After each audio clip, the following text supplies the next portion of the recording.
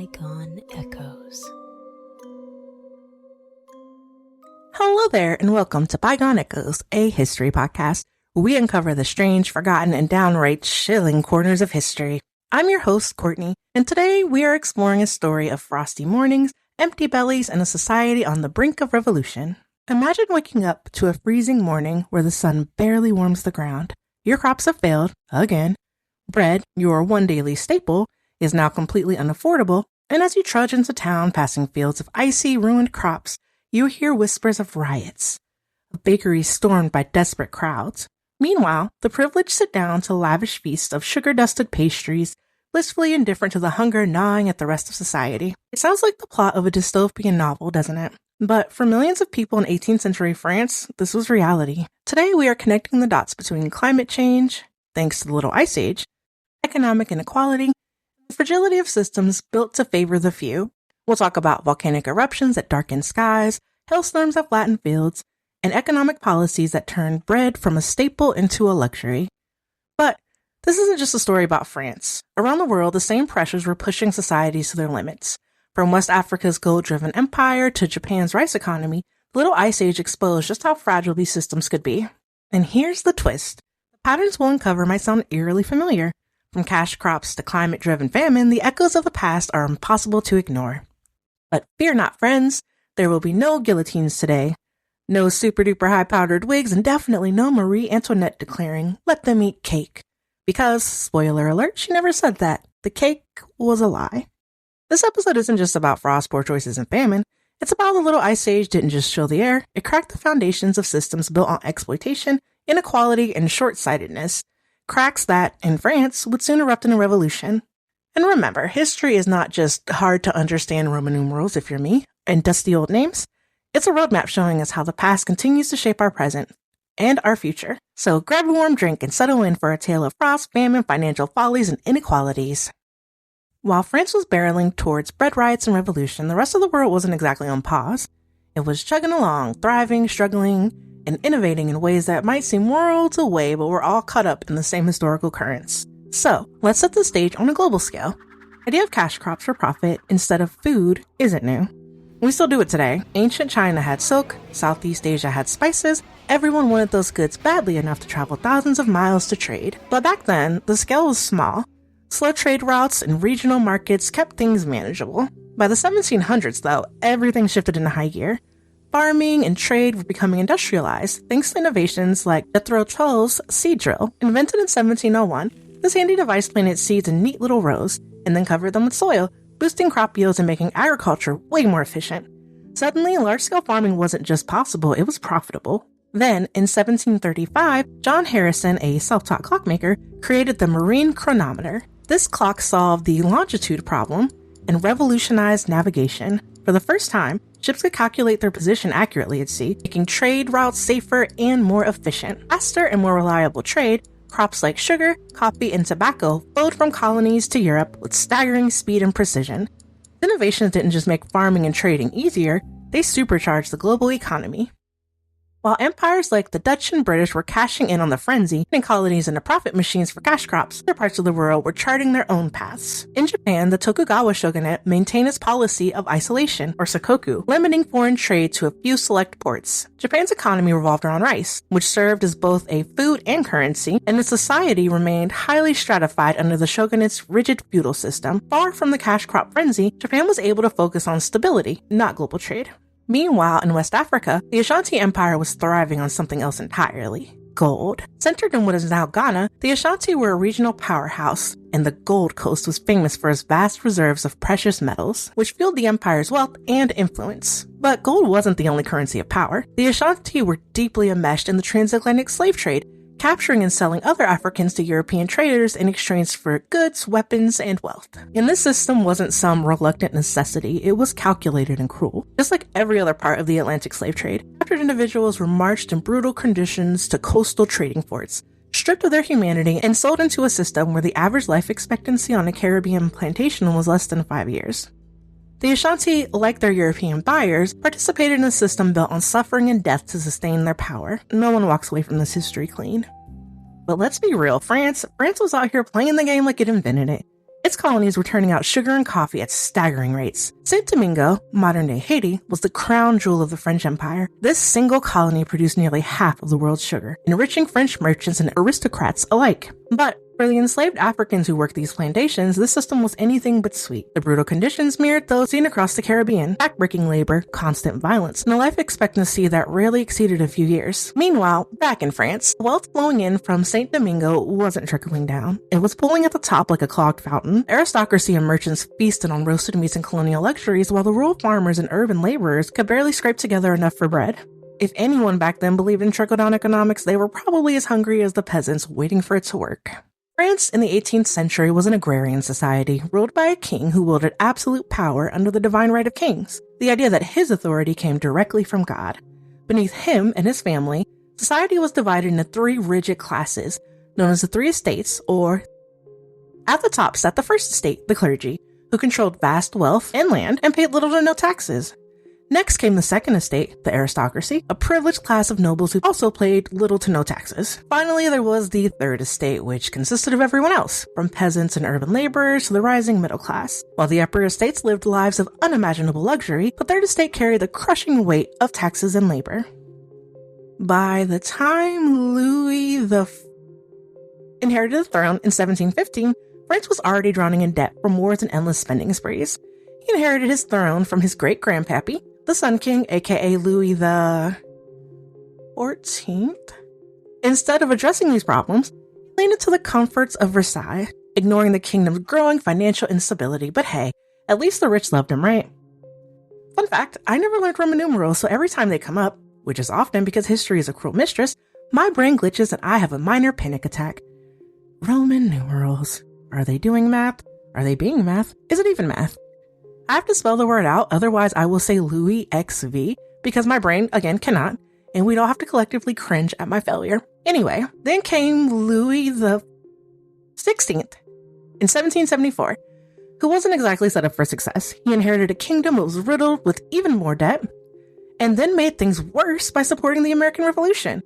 And while it helped the Americans stick it to the Britons, and that was probably a flex, it came at a steep price: guns, ships, and massive amounts of money.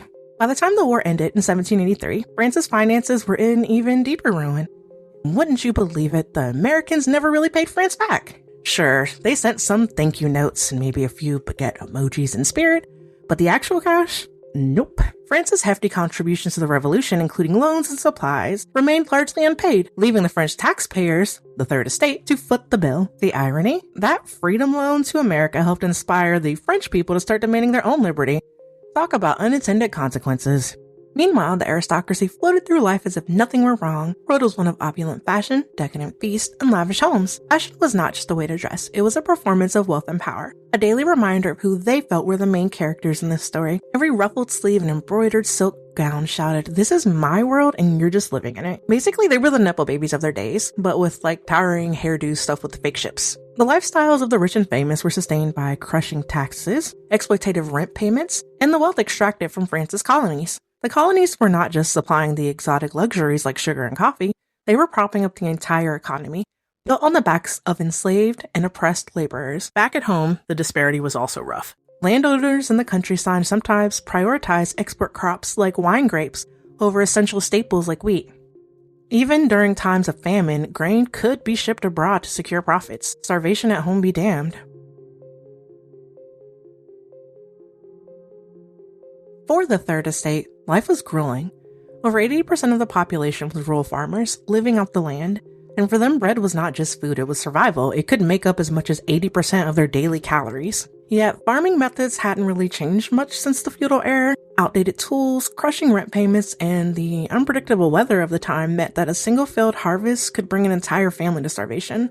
Meals were simple: bread paired with thin soups, cheese, or on the rare occasion, salted pork. Meat was a luxury, reserved for special occasions. During hard times, people would forage for acorns, weeds, or really anything else that was edible to survive, and their clothing was practical and durable. Muted browns and grays made from wool or linen, patched and repaired until it fell apart. Their homes were not really much better.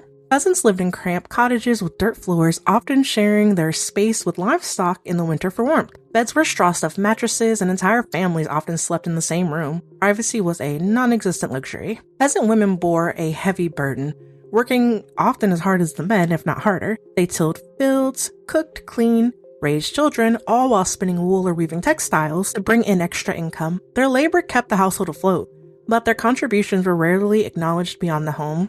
While the Third Estate rationed bread and fought to survive, the nobility was utterly detached from their struggles. The gap between rich and poor wasn't just economic, it was insulting. Remember, the aristocracy and the clergy paid almost no taxes, while the Third Estate carried the weight of the kingdom's debts. Resentment simmered as the monarchy and nobility appeared absolutely blind to the Third Estate's suffering. But if crushing inequality wasn't enough to destabilize a society, Mother Nature had plans of her own. Remember the Little Ice Age?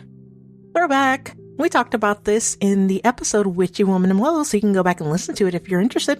The Little Ice Age may have had little in its name, but its impact was anything but small.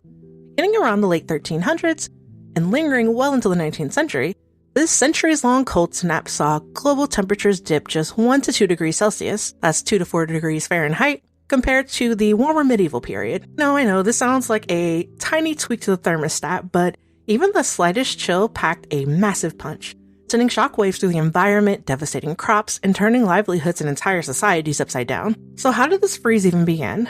Well, friends, the 1300s were a perfect storm, literally.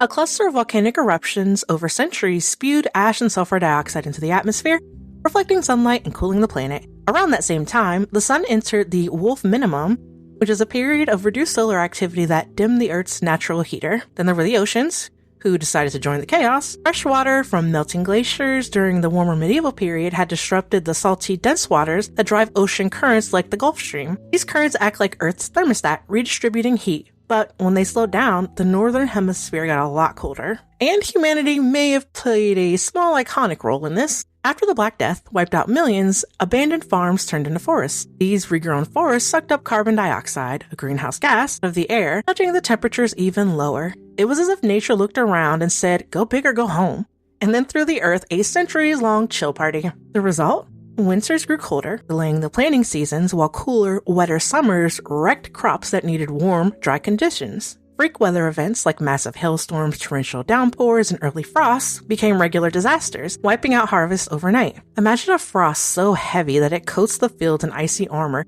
or hailstorms so destructive that they left farmers reeling. Even the slight cooling expanded glaciers and slashed growing seasons, pushing an already fragile agriculture system to the breaking point.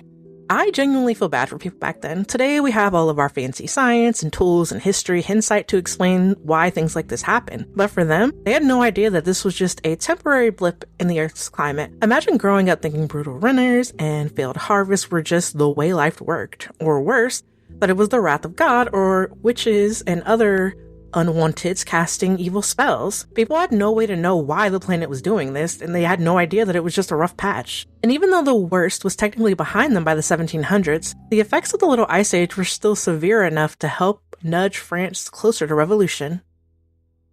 And while the Little Ice Age was already doing the most, Mother Nature decided to go all in and raise the stakes even higher. Enter the Laki volcano in Iceland, sitting over from France. And that is not close. Like, you're not spotting it from the rooftop in Paris. In a perspective, that's like flying from New York to Miami or Dallas. Like, it's super far. And in 1783, that volcano erupted, spewing sulfur and ash into the atmosphere and triggering a volcanic winter. So let's put our science hats on. What exactly is a volcanic winter? At first, I imagined ash falling like snow, which sounds like fun, right? Imagine making ash angels or throwing ash snowballs, or I guess ash balls. Or like building ash igloos. Works, except no, this was way, way, way worse. When a volcano erupts, it releases large amounts of ash, sulfur dioxide, and other gases into the Earth's atmosphere. And a volcanic winter is the type of climate cooling event that's caused by a massive volcanic eruption. Earth's atmosphere is composed of 5 layers, making life on this Earth possible by regulating temperature, shielding us from space hazards, and keeping the breathable air where it belongs. When a volcanic eruption is powerful enough, it can launch ash and all those other particles into the stratosphere, which is the second layer of the atmosphere, where it can then spread across the globe. What started as Iceland's problem soon became everybody's problem. The results? Crops withered, Livestock died, and famine tightened its grip across Europe. And for France, things just kept getting worse. So while the Little Ice Age was throwing a frosty tantrum and the volcanoes were doing their volcanic worst, rural France went from struggling to whatever is worse than struggling. But it wasn't just nature's fault. France's economy was a social system was a ticking time bomb. For the Third Estate, most of the people living in France, bread was not just food, bread was life. But bread is made from grain, and France at this time had a serious grain shortage problem brewing. On top of that, France's population grew by over 5 million people between 1720 and 1789. The grain production did not keep pace. Then in 1774, the guy who was basically like the CFO of France tried to liberalize the grain market by abolishing regulations and introducing free trade into grain. To be fair, his reasoning was kind of noble. I'm trying really hard to assume positive intent here. He was inspired by the Enlightenment movement, Enlightenment economics, particularly by the physiocrats, and they believed in the laissez-faire policies and argued that freeing up trade would make markets more efficient. The idea was that letting farmers and merchants sell grain at market-driven prices would encourage production, lower prices in the long run, and put an end to the existing corruption that was already plaguing the system, was heavily regulated. Side note, deregulation often feels like a punch in the gut for me. I mean, regulations exist for a reason, right? Not every rule is perfect, sure, but most are there to address a real problem or to protect people. And it's like anything in life. Usually there's a lesson behind it. And in this case, that lesson came at a high human cost. For example, this guy might have believed that he was modernizing the economy. He completely missed the big picture. France was already dealing with poor harvest. It had a fragile grain supply and an exploding population. Bread was not a commodity. Bread was survival. Introducing free trade during a scarcity crisis gave merchants free rein to hoard grain and manipulate prices for profit. The result? Human greed did not disappoint. Skyrocketing bread prices, mass hunger, and violent riots led to the flour wars. And when deregulation failed, it felt less like an economic reform and more like an attack on people's very existence because bread is life. For the people of France, these compounding crises turned bread from a staple into a luxury. Hunger was not just a passing hardship, it was a daily reminder of the system that was broken. In July 1788, a catastrophic hailstorm flattened fields across the country, leaving farmers unable to plant in time for the next growing season. The result? An even more serious food crisis. Bread was becoming increasingly scarce. And remember, landowners are making things worse by often prioritizing their profitable export crops, like wine grapes, over essential staples like wheat. Even in times of famine, grain was often exported to fetch higher prices abroad, leaving local communities to starve. So as the bread prices soared and shortages intensified, it hit people hard. And what did people do? They started speculating. They were speculating that people were hoarding grain to drive up prices, which fueled conspiracy theories about corrupt millers, bakers, and even the monarchy itself. Hunger soon turned to outrage. Bread riots erupted as desperate citizens stormed bakeries and grain warehouses demanding fair prices, or they simply took what they needed to survive. These were not just isolated events, they were a growing wave of unrest. One observer noted, "The price of grain and of bread rose suddenly and became a desperate burden on the poorest populations. There ensued major popular unrest at markets and other flour distribution locations." By the summer of 1789, bread prices had become unbearable, and frustration turned into fury, not over just hunger, but against the oppressive system that left the people voiceless. Political dissent was dangerous. Speaking out could mean imprisonment without trial, sometimes in the infamous Bastille.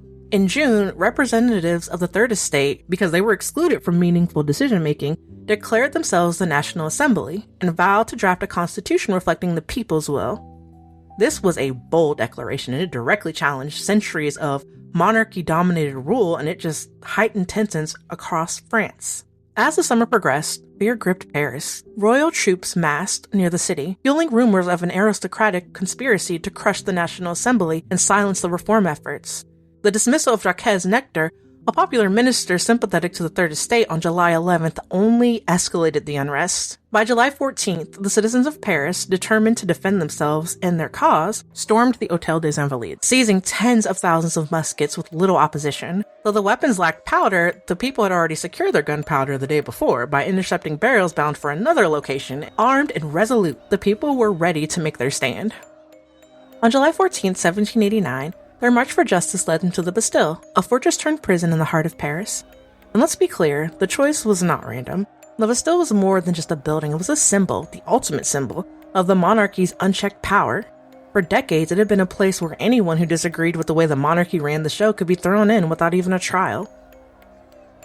Taking it down was not just practical. I mean, sure, it did have some supplies that would be useful, but it wasn't just about provisions. It was about making a statement. Centuries of oppression were coming to an end, and the people of Paris were not backing down.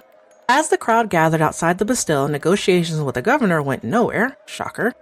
The determination of the crowd only grew, and they stormed the fortress. They overpowered the guards, and they took control. The fall of the Bastille was a major mic drop moment, a symbolic punch to the monarchy's face, and a spark that ignited a revolution. And so what began as a fight for bread and fairness sparked into the French Revolution, toppling a monarchy and transforming France forever. The Little Ice Age was not just a cold snap. It was a century-long wake-up call about what happens when environmental crises and economic injustices collide. By 1789, France didn't just push back, it erupted into revolution. But while the French Revolution brought change, it also unleashed chaos, proving that upheaval isn't always the happy ending that we'd like to imagine. And France wasn't alone. Around the world, societies grappled with the pressures of climate and inequality in wildly different ways. In West Africa, the Ashanti Empire was thriving on gold and the transatlantic slave trade, but the human cost of sustaining their wealth was staggering. Meanwhile, in Japan, its isolation policy avoided global trade pressures, but its rigid feudal structure left farmers vulnerable to the whims of weather and harvest. Across the globe, the Little Ice Age exposed the fragility of systems, whether built on exploitation, inequality, or outdated practices. And at its core, the story stayed the same: who bore the burden of the crisis and who reaped the rewards. Fast forward to today, and these global echoes are louder than ever. Rising global temperatures, more frequent and severe natural disasters, and unstable food supply chains are creating the same kind of pressures that toppled France's regime. And just like then, the most affected are often those with the least power to respond. Let's talk about food. In 18th century France, bread wasn't just a staple, it was survival. When bread prices skyrocketed, so did tensions, because when you take away the basic means of survival, people don't just sit quietly, they act. Now, consider what food insecurity looks like today. It's not just about bread anymore, it's about entire regions losing crops to floods or droughts or wildfires. And it's about supply chain breakdowns that leave supermarket shelves empty. And it's not just food. Back then, inequality meant peasants carried the tax burden while the aristocracy feasted in luxury. Today, inequality takes different forms. It's when billionaires take joyrides to space while communities can't afford clean water. It's raising rents and stagnant wages while corporations rake in record profits. The specifics may have changed, but the core of the issue hasn't. Systems prioritize the need of a few over the survival of the many. They don't just fail, they collapse. We've also seen how climate can amplify these inequalities. In 1788, a single hailstorm flattened fields across Europe, triggering famine and chaos. Now we see hurricanes wipe out entire communities, or heat waves that strain power grids to a breaking point. And just like in the 18th century, those who suffered the most were often the ones who had the least to begin with. But the awesome part about history is that it offers us a chance to learn. The French Revolution was a warning, a wake-up call about the dangers of ignoring systematic inequalities and environmental strain. Today, we're at a similar crossroads. We know the science, we know the solutions, but are we willing to make the changes to avoid a repeat of history? The French Revolution also showed us what happens when people are pushed to their limits. They will push back. Red riots became storming the Bastille. Desperation became revolution. But before we get carried away with romanticizing it, let's be real. The French Revolution wasn't all sunshine and liberté. Sure, it did topple an ineffective and out-of-touch monarchy that let the people starve while the elites lived in luxury, but it also led to years of chaos, violence, and let's be honest, some seriously unintended consequences at the cost of many innocent lives. At one point, they overthrew a king, only to end up with Napoleon, a dictator by a different name. It's giving major Les Mis energy, where the more things change, the more they stayed the same for the people at the bottom. So no, we are not calling for a repeat of 1789, but the lesson is still crystal clear. When systems fail to protect the people they're supposed to serve, the cracks eventually become impossible to ignore. Bread riots might look like housing protests or climate strikes today, but the core of the issue hasn't changed. When basic needs go unmet, people will push back. And that's why the history feels eerily familiar. The patterns of exploitation, inequality, and climate crisis that we saw in 1789 are still playing out today. It's a reminder that history doesn't just repeat, it evolves. And the question is, are we paying attention? And so there you have it, a story of ice, inequality, and revolution. The Little Ice Age was not just a cold snap, it was a centuries-long wake-up call about what happens when environmental crises and economic injustices collide. By 1789, France did not just push back, it erupted. But while the French Revolution brought change, it also brought chaos, proving that upheaval isn't always the happy ending that we like to imagine. Fast forward to today, and the patterns feel all too familiar. Climate instability, wealth hoarding, and systems cracking under the pressure of inequality. But here's the thing. We don't need to repeat history. The lesson is already there if we're ready to learn.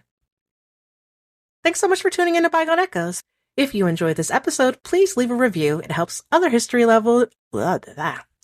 Please leave a review.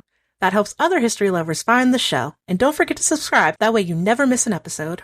Until next time, be kind, be curious, and be ready to make history. Interested in learning more? We recommend Nature's Mutiny by Philip Blohm, The Little Ice Age, How Climate Made History by Brian Fagan, Tasting Empire, Chocolate, and the Making of Modern France by Marcy Norton, Citizens, A Chronicle of the French Revolution by Simon Schama, This Changes Everything by Naomi Klein. For more information, visit our website at www.bygoneechoes.website.